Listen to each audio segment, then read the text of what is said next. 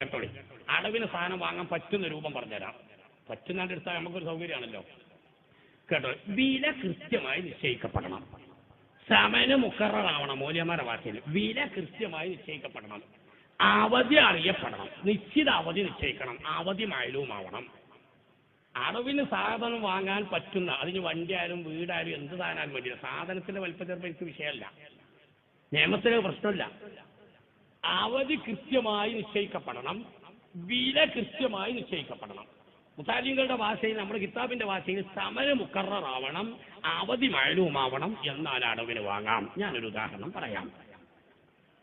ഒരു വണ്ടി അല്ലെങ്കിൽ എന്തോ ഒരു സാധനം, ഒരു വണ്ടി 10 ലക്ഷത്തിന്റെ ഒരു വണ്ടി നമ്മൾ വിലക്ക് വാങ്ങുന്നു. വില കൃത്യമായി നിശ്ചയിച്ചു. 10 ലക്ഷമാണ് ആ വണ്ടിയുടെ വില. അത് കൃത്യം നിശ്ചയിച്ചു. അത് 4 കൊല്ലത്തിന്റെ ഉള്ളിൽ മാസഗഡുക്കളായി, മാസത്തിൽ ഒരു മാസത്തെ അടക്കേണ്ട സംഖ്യ എത്രയാണ് കൃത്യമായി നിശ്ചയിക്കണം. അങ്ങനെ മാസവീതം 500 അല്ലെങ്കിൽ മാസവീതം 1000 സംഖ്യ എത്ര ആയിക്കോട്ടെ അടച്ചുകൊണ്ട് തീർക്കണം. ഇനി അടവ് തെറ്റിയാലും വൈകിയാലും വിലയിൽ ഇനി മാറ്റം വരില്ല. പറ്റുന്ന 1 രൂപ പറഞ്ഞു, വിലയിൽ ഇനി മാറ്റം വരൂല. അവധി കൃത്യമായി നിശ്ചയിച്ചിട്ടുണ്ട്. അടവ് തെറ്റി നിൽക്കാം, എന്നാൽ ഇനി വില മാറൂല. നേരത്തെ അടച്ച് തീർത്തു വെച്ചിട്ടും വിലയിൽ ഇനി മാറ്റം വരൂല. ഞാൻ ഒന്നും കൂടി അത് വിശദീകരിക്കാം. അനുവദനീയായ പോലെ അത് കൃത്യമായി തിരിയട്ടെ. ഞാൻ നിങ്ങളുടെ ഒരു സാധനം വാങ്ങുകയാണ്. ഒരാളിൽ നിന്ന് ഞാൻ രണ്ടാളങ്ങനെ ഉള്ളത്, വാങ്ങുന്നവനും വിൽക്കുന്നവനും. അതാണ് ഇപ്പോൾ അത്യാവശ്യം ഉള്ളത്. ഞാൻ എങ്ങനെയാണ് വാങ്ങുന്നത്? ആ സാധനത്തിന് കൃത്യമായ വില നിശ്ചയിച്ചു. ആ വിലക്ക് ഞാൻ വാങ്ങുന്നു. അവധിയും നിശ്ചയിച്ചു. 10 ലക്ഷത്തിന് 4 കൊല്ലത്തെ അവധിക്ക് ഞാൻ ആ സാധനം വാങ്ങി. 4 കൊല്ലം ഒന്നിച്ചും ആവാം, മാസം എത്ര സംഖ്യ എന്ന് നിൽക്കും ആവാം. ഇനി ഞാൻ അടുത്ത മാസം തന്നെ 10 ലക്ഷം ഒന്നിച്ചു കൊടുത്തു എന്നതുകൊണ്ട് വിലയിൽ കുറയൂല. 5 മാസത്തിൻ്റെ ഉള്ളിൽ അടച്ചു തീർക്കാൻ കഴിഞ്ഞില്ല എന്നതുകൊണ്ടും വിലയിൽ കൂടൂല. വില കൃത്യമായി നിശ്ചയിക്കപ്പെട്ടു. പറഞ്ഞ മനസ്സിലാണ്ടല്ലോ, ആവർത്തിച്ച് പറയണം മർമ്മഭാഗം. വില കൃത്യമായി നിശ്ചയിക്കപ്പെട്ടു, അവധിയും കൃത്യമായി നിശ്ചയിക്കപ്പെട്ടു. അത് അനുവദനീയമാണ്, വിരോധമല്ല. അവിടെ തന്നെ ഇനിയിപ്പോ എന്റെ 10 ലക്ഷമാണ് വില, 5 കൊല്ലത്തെ അവധിയാണുള്ളത് ഗഡുക്കളായിട്ട്. ഞാൻ ആദ്യത്തെ മാസം തന്നെ 5 ലക്ഷം ഒന്നിച്ചാണ് കൊണ്ടുവരുമ്പോ നിങ്ങളെ മനസ്സിലൊരു സന്തോഷം ഇങ്ങനെ തോന്നി. ഞാൻ അപ്പോൾ അത് അടുത്തൊന്നും കിട്ടൂല എന്ന് കരുതിയതായിരുന്നു. 5 കൊല്ലം കൊണ്ട് കുറേശ്ശെ കിട്ടുമെന്ന് കരുതിയതാ. ഇപ്പൊ ഒന്നിച്ച് കിട്ടിയപ്പോ ഒരു സന്തോഷം. അപ്പൊ നിങ്ങളത് എണ്ണീന് ശേഷം 1 ലക്ഷം എന്റെ കൈ കീറ്റിക്കന്നെ കിട്ടുന്നു. അൽഹംദുലില്ലാ, ഒരു കുഴപ്പമില്ല. എനിക്കും സന്തോഷമായി, നിങ്ങൾക്കും സന്തോഷമായി. പക്ഷെ അങ്ങനെ കരാറ് നേരത്തെ വരാൻ പാടില്ല. പറഞ്ഞ മനസ്സിലായില്ല. വില കൃത്യമായി നിശ്ചയിക്കപ്പെട്ടു 10 ലക്ഷം, അവധി കൃത്യമായി നിശ്ചയിക്കപ്പെട്ടു 4 കൊല്ലം. പിന്നെ ഞാൻ പറഞ്ഞെന്താ, പൈസ നേരത്തെ അടച്ചു എന്നതുകൊണ്ട് ഇനി വിലയിൽ കുറവില്ല. നമ്മളെ കരാർ അങ്ങനെയാണ്. പൈസ വൈകിപ്പോയി എന്ന് കരുതിയിട്ട് വിലയിൽ ഇനി കൂടില്ല. ഈ ഒരു രൂപമാണെങ്കിൽ അത് അനുവദനീയമാണ്, അതിനൊരു വിരോധവും ഇല്ല. അവിടെ തന്നെ ഇനി പൈസ നേരത്തെ അടച്ചപ്പോ ഈ പൈസ കിട്ടിയാൾക്ക് സാധനം വിറ്റാക്കൊരു സന്തോഷമായി, പൈസ ഒന്നിച്ചിട്ടിയപ്പോ അപ്പോ മനസ്സറിഞ്ഞുകൊണ്ടൊരു സംഖ്യ മറ്റവനെ രണ്ട് തിരിച്ചു കൊടുക്കുകയാണെങ്കിൽ വിരോധമില്ല. പക്ഷെ അതൊന്നും നേരത്തെ നമ്മുടെ വ്യവസ്ഥയിലോ കരാറിലോ ഉള്ളതല്ല. ഈ രൂപം അനുവദനീയമാണ്. പക്ഷെ അവിടെ ഒന്നും കൂടി പറയാനുണ്ട്. എന്ത്? അപ്പൊ ഉസ്താദേ, റൊക്ക വിലയേക്കാൾ ആ വില കൂട്ടിക്കണമെങ്കിലോ? നിങ്ങളിന്റെ കൂടെ ഉണ്ടോ? അത് നിങ്ങൾ പഠിച്ചോ? റൊക്ക വിലയേക്കാൾ ഞാൻ രാവിലെ ഒന്ന് വർക്കത്ത് അങ്ങോട്ട് പോയിട്ട് വർക്കത്ത് ക്ലാസ് ഇങ്ങോട്ട് പോകുന്നതാ. കുണ്ടൂരുസ്ഥാന്റെ ഹദറത്തിൽ ക്ഷണിക്കപ്പെടാതെ തന്നെ എല്ലാവരും ഇടക്കിടക്ക് വരുന്നവരാ, മാസത്തിനും ബുർദക്കും ആഴ്ചക്കൊക്കെ. ഞാൻ ഇങ്ങനെ ഒരു ആരോഗ്യം കുറഞ്ഞ പടപ്പായതുകൊണ്ട് പൊതുവെ അങ്ങോട്ടും ഇങ്ങോട്ടും പോകാൻ മടിയായതുകൊണ്ട് അല്ലാതെ എവിടെയും എത്താറില്ല. എന്നിട്ട് വിളിച്ചിട്ടും വന്നില്ലാന്നറിയുന്ന ഒരു ഹംക്കാവരുതല്ലോ എന്ന് കരുതിയിട്ട് വന്നതാണ്. അള്ളാഹു കബൂലാക്കുമാറാവട്ടെ. ഇന്ന് രാവിലെ മർക്കത്ക്ക് പോയിട്ട് അവിടെ നിന്ന് ഇങ്ങോട്ട് വരികയാണ്. പൊതുവെ ഞാൻ യാത്രക്ക് മടുപ്പുള്ള ആളായതുകൊണ്ട് അതൊക്കെ ഒഴിവാക്കുന്ന രീതിയാണ്.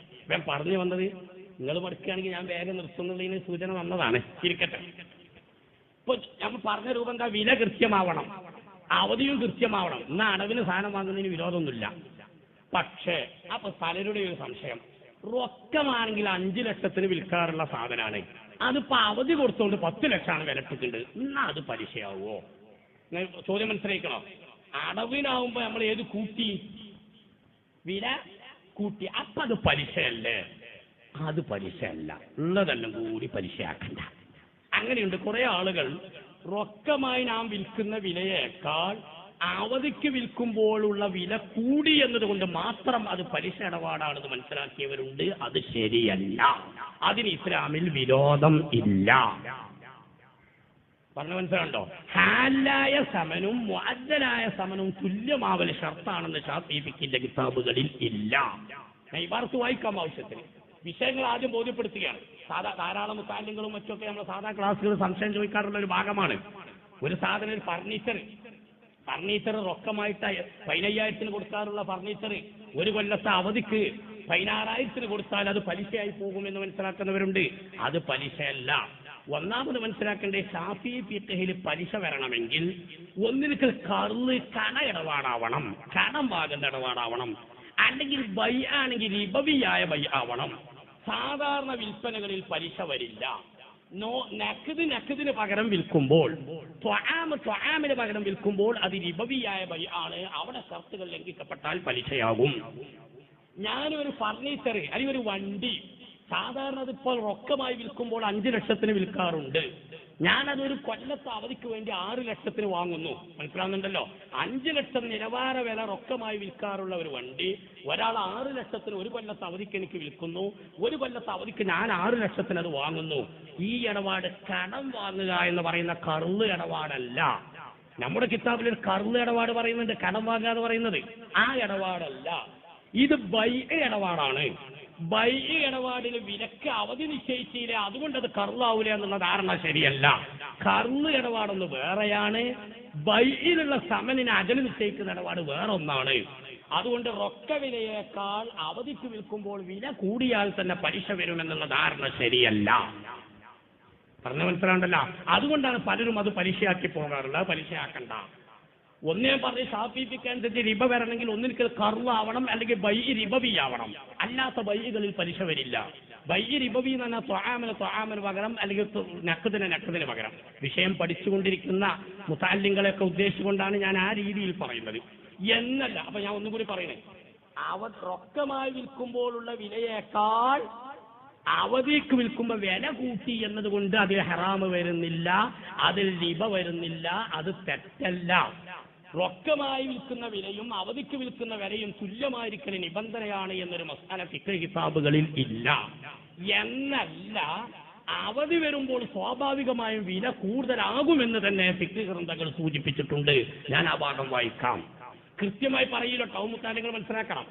കാരണം ഒരു വിലയെ കുറിച്ചുള്ള ഇസ്ലാമിന്റെ നിലപാട് എന്താണെന്നറിയോ? അസ്സമനു മാ തറാവാ ബിഹിൽ ആഖിദാനി, വാങ്ങുന്നവനും വിൽക്കുന്നവനും സമ്മതിച്ച് നിശ്ചയിച്ച വില അത് എത്രയും ആവാം. പക്ഷെ ഇടപാട് നടത്തുന്ന ആളുകൾ ആക്കിയത് ഭാര്യയും മുർഷിദൊക്കെ ആവണം നമുക്ക് ചർച്ചുണ്ട്. അത് വേറെ കാര്യം. കുട്ടികളാവാൻ പാടില്ല. നമുക്ക് ഭാര്യയും മുസ്തരും ഭാര്യ ആവണം എന്നൊക്കെ ചർച്ചില്ലേ? വില ഒരു ചോദ്യത്തിനും കൂടി മറുപടി വന്നു. അല്ലെ കച്ചവടക്കാരുണ്ടെങ്കിൽ കേട്ടോളി. നമ്മളൊരു സാധനം അവിടുന്ന് വാങ്ങിയാൽ എത്ര ശതമാനം ലാഭം കൂട്ടുതാക്കി വിൽക്കാം? 100 രൂപക്ക് വാങ്ങിയ സാധനം എത്ര വിൽക്കാൻ പറ്റും? അവിടെയൊന്നും ഇസ്ലാം ഒരു കച്ചവടക്കാർ ഇത്ര ശതമാനമേ ലാഭമെടുക്കാവൂ എന്നൊരു കൃത്യത നിശ്ചയിച്ചിട്ടേ ഇല്ല. എത്ര ശതമാനം എടുക്കാം. പക്ഷെ വസ്തുവിൽ ഇല്ലാത്ത ഗുണനിലവാരം പറഞ്ഞുകൊണ്ട് വഞ്ചിക്കാൻ പാടില്ല. ഒന്ന്, വസ്തുവിൽ ഇല്ലാത്ത ഗുണങ്ങൾ പരസ്യപ്പെടുത്തി വഞ്ചിക്കാൻ പാടില്ല. നിലവാര വിലയെക്കുറിച്ച് കളവ് പറഞ്ഞ് മറ്റവനെ, നിലവാര വില മറച്ചു വെച്ച് മറ്റവനെ പറ്റിക്കാൻ പാടില്ല.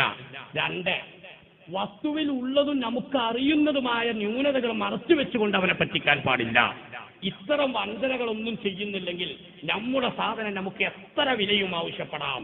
താല്പര്യമുള്ളവൻ തൃപ്തിപ്പെട്ട് സമ്മതിച്ച് വാങ്ങാണെങ്കിൽ ഒരു വിരോധമില്ല.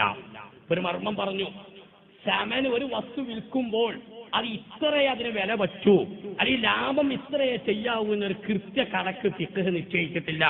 വിശദ വായനക്ക് ഇമാം ഗസാലി റളിയല്ലാഹു അൻഹു ഇഹ്യാ ഉലൂമുദ്ദീനിൽ ബാബുൽ അദ്ൽ ഫിൽ ബൈഉം ബാബുൽ ഇഹ്സാൻ ഫിൽ ബൈഉം വിശദീകരിക്കുന്നുണ്ട്. മുതഅല്ലിങ്ങൾ ആ സ്ഥലം നോക്കിയാൽ ഇത് സംബന്ധമായ നല്ല വിശദീകരണം ലഭിക്കും. അപ്പൊ സമയമില്ലാത്തതുകൊണ്ട് ഞാൻ പറയുന്നില്ല. അപ്പൊ ഞാൻ വിഷയത്തേക്ക് വരിക. എന്താ ഇപ്പൊ പറഞ്ഞത്?